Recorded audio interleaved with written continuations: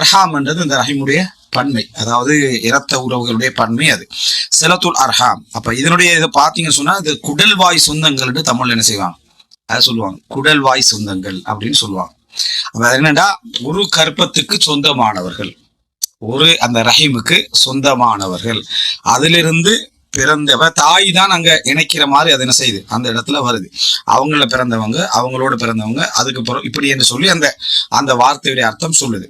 அதனால இது அல்லாஹ் தஆலா என்னது, அதாவது குர்ஆன் சூரா நிசா 1வது வசனம் 2வது வசனத்துல சொல்றான், யா அய்யுஹன் நாஸ், மக்களே, இத்தகு ரப்பக்கும் அல்லதி ஹலகக்கும் மின் நஃப்ஸின் வாஹிதா, ஒரே ஆத்மா ஒரே உயிரிலிருந்து உங்களை படைத்த அல்லாஹ், ஒரே ஆத்மாவிலிருந்து உங்களை படைத்த அல்லாஹ்வுக்கு எல்லா புகழும்.